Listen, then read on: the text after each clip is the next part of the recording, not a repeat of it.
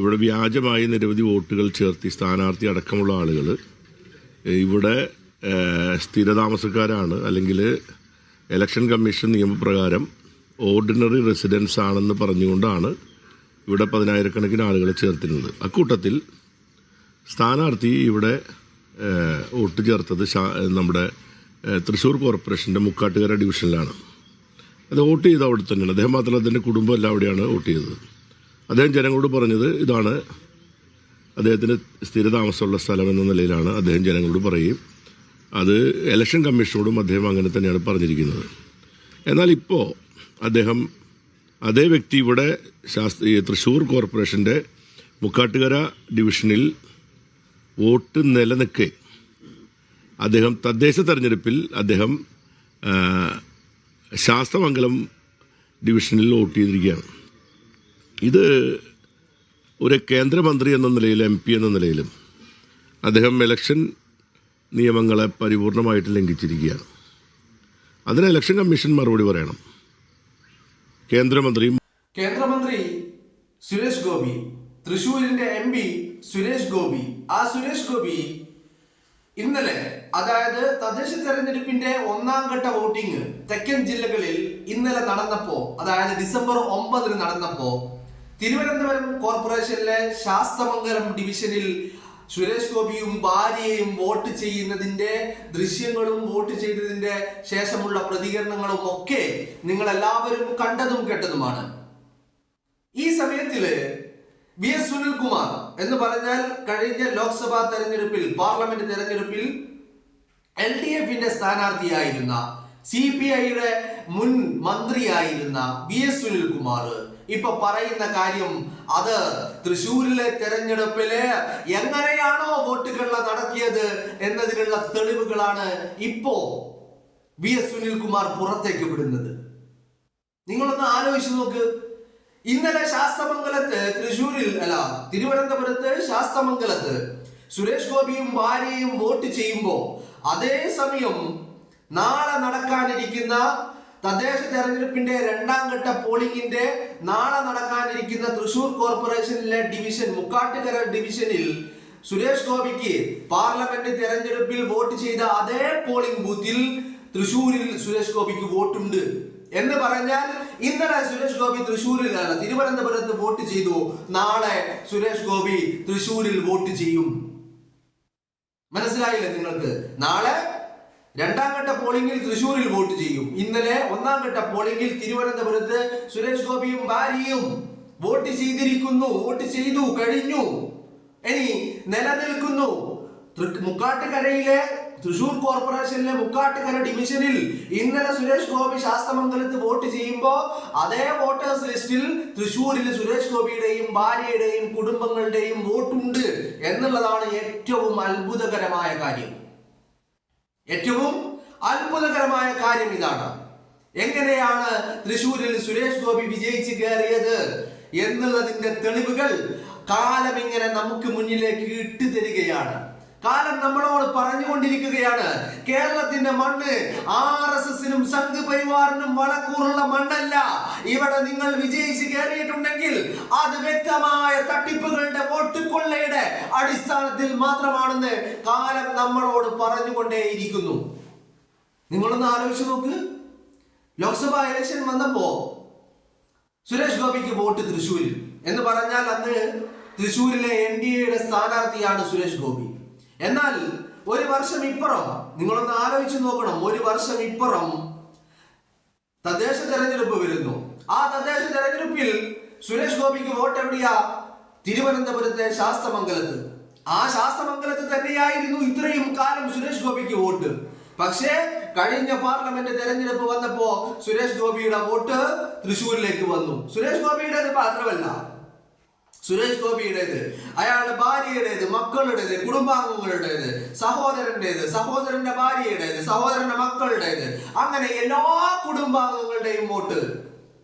അത് സുരേഷ് ഗോപിയുടേത് തൃശ്ശൂരിലെ ശാസ്തമംഗലത്തായിരുന്നെങ്കിൽ സുരേഷ് ഗോപിയുടെ സഹോദരൻ സുഭാഷ് ഗോപിയുടെ വോട്ട് കൊല്ലത്തായിരുന്നു. ഇനി ഇവരുടെ വോട്ട് മാത്രമാണോ തൃശ്ശൂരിലേക്ക് മാറ്റിയത്? അല്ല. ഇനി കാസർഗോഡ് നിന്ന്, കണ്ണൂരിൽ നിന്ന്, മലപ്പുറത്ത് നിന്ന്, പാലക്കാട് നിന്ന്, കേരളത്തിന്റെ വിവിധ ഭാഗങ്ങളിൽ നിന്ന്, കൊല്ലത്ത് നിന്ന്, പത്തനംതിട്ടയിൽ നിന്ന്, ആലപ്പുഴയിൽ നിന്ന്, തിരുവനന്തപുരത്ത് നിന്ന് സംഘപരിവാറിന്റെ പ്രവർത്തകരെ തൃശ്ശൂരിലെ വോട്ടർമാരാക്കി മാറ്റി എന്നുള്ളതായിരുന്നു അതിന്റെ ഏറ്റവും വലിയ തെളിവ്. നമ്മൾ ഇതിനെക്കുറിച്ച് മുൻപ് സംസാരിച്ചിട്ടുള്ളതാണ്. ഇതിന്റെ തെളിവുകളെ കുറിച്ച് മുൻപ് നമ്മൾ സംസാരിച്ചിട്ടുള്ളതാണ്. കേരളത്തിന്റെ 21 പാർലമെന്റ് മണ്ഡലങ്ങളാണുള്ളത്. ആ പാർലമെന്റ് മണ്ഡലങ്ങളിലൊക്കെ ഓരോ വോട്ടേഴ്സ് ലിസ്റ്റുകളിലും എന്ന് പറഞ്ഞാൽ ഓരോ തെരഞ്ഞെടുപ്പുകൾ വരുമ്പോഴും, ഓരോ പാർലമെന്റ് തെരഞ്ഞെടുപ്പ് വരുമ്പോഴും അവിടെ ഉണ്ടാകുന്ന വോട്ടുകളിലെ വർധന എന്ന് പറയുന്നത് 4%, 3.5% ഒക്കെ 5% താഴെയാണ്.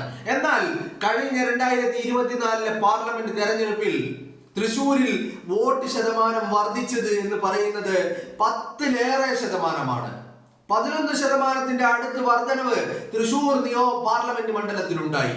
എന്നാൽ ഇത് കേരളത്തിൽ വേറെ എവിടെയെങ്കിലും ഉണ്ടായോ എന്ന് ചോദിച്ചാൽ ബാക്കിയുള്ള 20 മണ്ഡലങ്ങളിലും ഈ പറയുന്ന 4%, 3% വർധനവ് മാത്രമാണ് ഉണ്ടായത്. പക്ഷേ തൃശ്ശൂർ പാർലമെന്റ് മണ്ഡലത്തിലുണ്ടായ വോട്ട് വർധന എന്ന് പറയുന്നത് 10% മുകളിൽ, എക്സാക്ട്ലി പറഞ്ഞു കഴിഞ്ഞാൽ 11% വോട്ട് വർധനയാണ് ഉണ്ടായത്. ഈ 11% വോട്ട് വർധന എന്ന് പറയുമ്പോൾ നിങ്ങളൊന്ന് ആലോചിക്കണം. അതിന്റെ ഫിഗർ എന്ന് പറയുന്നത് 1,25,000, 1,25,000 വോട്ടോളം തൃശ്ശൂരിൽ വർദ്ധിച്ചു 2024 പാർലമെന്റ് തെരഞ്ഞെടുപ്പിൽ. അവിടെ നിങ്ങൾ പ്രത്യേകം ശ്രദ്ധിക്കേണ്ട ഒരു കാര്യം എന്ന് പറയുന്നത് സുരേഷ് ഗോപി തൃശ്ശൂരിൽ വിജയിച്ച് കയറുന്നത് വെറും 75,000 വോട്ടിനാണ്. തൃശ്ശൂരിലെ 2024 വർദ്ധിച്ചിരിക്കുന്ന വോട്ടർമാരുടെ എണ്ണം എന്ന് പറയുന്നത് ആകെ വോട്ടർമാരുടെ എണ്ണമല്ല ഞാൻ പറയുന്നത്. പുതുതായിട്ട് 2024 അതിന്റെ മുമ്പത്തെ തെരഞ്ഞെടുപ്പിനെ അപേക്ഷിച്ച് വെച്ച് നോക്കുമ്പോൾ 2024 തെരഞ്ഞെടുപ്പിൽ തൃശ്ശൂരിൽ പുതുതായിട്ട് ചേർക്കപ്പെട്ട വോട്ടർമാരുടെ എണ്ണം എന്ന് പറയുന്നത് 1,25,000 ആളുകളാണ്. സുരേഷ് ഗോപിയുടെ ഭൂരിപക്ഷം എന്ന് പറയുന്നത് വെറും 74,000 ചില്ലറ. റൗണ്ടാക്കി പറഞ്ഞു കഴിഞ്ഞാൽ 75,000 വോട്ടുകൾക്കാണ് സുരേഷ് ഗോപി തൃശ്ശൂരിൽ വിജയിച്ചു കയറുന്നത്. അപ്പോ ഇപ്പൊ കാര്യങ്ങൾ നിങ്ങൾക്ക് വ്യക്തമായല്ലോ, ആയില്ലേ? കാരണം നിങ്ങളൊന്ന് ആലോചിക്കുക, 1,25,000 പുതിയ വോട്ടർമാർ വരുന്നു. അതിൽ തിരുവനന്തപുരത്ത് നിന്നുള്ളവരുണ്ട്, കൊല്ലത്ത് നിന്നുള്ളവരുണ്ട്, പത്തനംതിട്ടയിൽ നിന്നുള്ളവരുണ്ട്, ആലപ്പുഴയിൽ നിന്നുള്ളവരുണ്ട്, മലപ്പുറത്ത് നിന്ന്, പാലക്കാട് നിന്ന്, കോഴിക്കോട് നിന്ന്, കാസർഗോഡ് നിന്ന് ഒക്കെയുള്ള സംഘപരിവാറിന്റെ ഉറച്ച പ്രവർത്തകരെ കൊണ്ടുവന്ന് തൃശ്ശൂരിലെ വോട്ടർമാരാക്കി മാറ്റി എന്നുള്ളതാണ്. ആ വോട്ടിന്റെ ഭൂരിപക്ഷമാണ് തൃശ്ശൂരിൽ സുരേഷ് ഗോപിക്ക് വിജയം സമ്മാനിച്ചത്. ചുരുക്കി പറഞ്ഞാൽ കഴിഞ്ഞ ദിവസങ്ങളിൽ ഈ പറയുന്ന ഇന്ത്യയുടെ പ്രതിപക്ഷ നേതാവ് രാഹുൽ ഗാന്ധി പറഞ്ഞ വോട്ട് കൊള്ള, അത് ഹരിയാനയിലും അത് ഈ പറയുന്ന ബീഹാറിലും മാത്രമല്ല നടന്നത് ഇങ്ങ് കേരളത്തില് തൃശ്ശൂരില് നടന്നിരിക്കുന്നു എന്നുള്ളതാണ്. അതാണ് ഇപ്പൊ ഇന്നലെ സുരേഷ് ഗോപി ശാസ്തമംഗലത്ത് വോട്ട് ചെയ്യാനുണ്ടായ കാരണം. ഇനി നാളെ സുരേഷ് ഗോപി വന്ന് തൃശ്ശൂരിലും വോട്ട് ചെയ്യും, ഒരാൾക്ക് ഇരട്ട വോട്ട്. ഇനി നാളെ തൃശ്ശൂരിൽ നിങ്ങൾ ചോദിക്കും, നാളെ തൃശ്ശൂരിൽ വോട്ട് ചെയ്തില്ലെങ്കിലോ എന്ന്. തൃശ്ശൂരിൽ ഓൾറെഡി അയാളുടെ വോട്ട് ഇരിക്കുകയാണ്. ഈ തൃശ്ശൂർ കോർപ്പറേഷന്റെ ഡിവിഷനിൽ ഇപ്പോഴത്തെ വോട്ടേഴ്സ് ലിസ്റ്റിൽ, ഈ തദ്ദേശ തെരഞ്ഞെടുപ്പിന്റെ വോട്ടേഴ്സ് ലിസ്റ്റിൽ സുരേഷ് ഗോപിയുടെ പേരുണ്ട് എന്നുള്ളതാണ്. എന്ന് പറഞ്ഞാൽ ആ തൃശ്ശൂരിൽ സുരേഷ് ഗോപിയുടെ വോട്ട് ഉണ്ടായിരിക്കെ ശാസ്തമംഗലത്തും വോട്ടുണ്ടാകുന്നു, ഇരട്ട വോട്ട്. ഇനി അത് ഇല്ലെന്ന് കരുതുക, കുഴപ്പമില്ല. ഇല്ലെന്ന് കരുതിയാലും പാർലമെന്റ് തെരഞ്ഞെടുപ്പ് വന്നപ്പോൾ സുരേഷ് ഗോപിക്കും കുടുംബാംഗങ്ങൾക്കും വോട്ട് തൃശ്ശൂരിൽ, തദ്ദേശ തെരഞ്ഞെടുപ്പ് എത്തിയപ്പോ ആ വോട്ട് തിരുവനന്തപുരത്ത്. അപ്പോ ഏത് രീതിയിലാണ് ഈ രാജ്യത്തിന്റെ ജനാധിപത്യ പ്രക്രിയയെ സംഘപരിവാറും RSSും അട്ടിമറിക്കുന്നത് എന്നുള്ളതിന്റെ ഏറ്റവും ഒടുവിലത്തെ ഉദാഹരണമാണ് സുരേഷ് ഗോപി ഇന്നലെ ശാസ്തമംഗലത്ത് വോട്ട് ചെയ്തത് എന്നുള്ളതാണ്. മനസ്സിലായില്ലേ? ഇപ്പോ നമ്മളൊരു സാധാരണക്കാരനായിട്ടുള്ള ഒരു വ്യക്തി, നിങ്ങള് വോട്ടേഴ്സ് ലിസ്റ്റിൽ നിന്ന് നിങ്ങളെ പേര് വെട്ടിപ്പോയി, അതല്ലെങ്കിൽ നിങ്ങളുടെ കുടുംബത്തിലുള്ള ആർക്കെങ്കിലും ഒരു പുതിയ വോട്ടേഴ്സ് ലിസ്റ്റിൽ പുതുതായിട്ട് പേര് ചേർക്കണം, എന്തൊക്കെ നടപടിക്രമങ്ങളുണ്ട്? അവിടെയാണ് ശാസ്തമംഗലത്ത് ഉണ്ടായിരുന്ന വോട്ട് തൃശ്ശൂരിലേക്ക് എത്തുന്നത്. എന്നാൽ തദ്ദേശ തെരഞ്ഞെടുപ്പ് ആയപ്പോഴേക്കും തൃശ്ശൂരിലും വോട്ട്, ശാസ്തമംഗലത്തും വോട്ട്. ഇത് സാധാരണക്കാരന് കിട്ടുമോ? കിട്ടില്ല. സാധാരണക്കാരന് അവന്റെ ഭരണഘടന അനുവദിക്കുന്ന ഒരു അവകാശം എന്നുള്ള രീതിയിൽ ഈ പറയുന്ന സമ്മതിദാന അവകാശം വിനിയോഗിക്കണമെങ്കിൽ ഒരുപാടേറെ കടമ്പകളുണ്ട്. അവിടെയാണ് പെടുന്നനെ ഒരാളുടെ വോട്ട് തിരുവനന്തപുരത്ത് നിന്ന് തൃശ്ശൂരിലെത്തുന്നത്. അത് പിറ്റേന്ന് തെരഞ്ഞെടുപ്പ്, അടുത്ത തെരഞ്ഞെടുപ്പ് വരുമ്പോ തൃശ്ശൂരിൽ നിന്ന് തൃശ്ശൂരിലും വോട്ടുണ്ടാകുന്നു, അതുപോലെ ശാസ്തമംഗലത്തും വോട്ടുണ്ടാകുന്നു. എങ്ങനെയാണ് ഇത് സംഭവിക്കുന്നത്? ഇന്നലെ നമ്മൾ കണ്ടു. ഇന്നലെ ഇതേ തിരുവനന്തപുരത്തെ ഒരു ബൂത്തില് അവിടെ ആർക്ക് വോട്ട് ചെയ്താലും എല്ലാ വോട്ടുകളും പോകുന്നത് BJPക്കാണ്. ചുരുക്കി പറഞ്ഞാൽ ഈ രാജ്യത്ത് ഇപ്പൊ നമ്മൾ കാണുന്ന തെരഞ്ഞെടുപ്പ് പ്രക്രിയ എന്ന് പറയുന്നത് അത് ജനാധിപത്യ രീതിയിലാണ് എന്ന് നമ്മൾ തെറ്റിദ്ധരിച്ചാൽ, അല്ലെങ്കിൽ നമ്മൾ വിശ്വസിച്ചു കഴിഞ്ഞാൽ അത് തെറ്റാണെന്ന് പറയേണ്ടി വരും. അങ്ങനെയല്ല.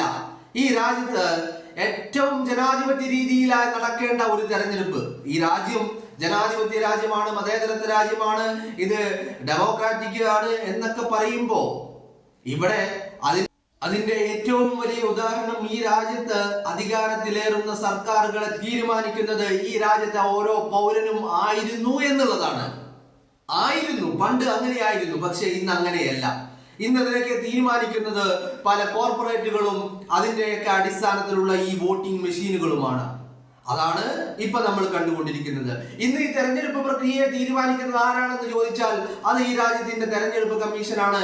ആ തെരഞ്ഞെടുപ്പ് കമ്മീഷൻ RSSന്റെയും സംഘ് പരിവാറിന്റെയും അജണ്ടകൾക്ക് വേണ്ടി പ്രവർത്തിക്കുന്ന വെറും ഒരു കമ്മീഷൻ മാത്രമായി മാറിയിരിക്കുന്നു എന്നതിന്റെ ഏറ്റവും ഒടുവിലത്തെ ഉദാഹരണമാണ് ഇന്നലെ നമ്മൾ കാണുന്നത്. ചുരുക്കി പറഞ്ഞാൽ തൃശ്ശൂരിൽ സുരേഷ് ഗോപി വിജയിച്ചത് എങ്ങനെയാണെന്ന് ചോദിച്ചാൽ അതിനുള്ള മറുപടിയാണ് ഇന്നലെ സുരേഷ് ഗോപിയുടെ ശാസ്തമംഗലത്തെ വോട്ട്.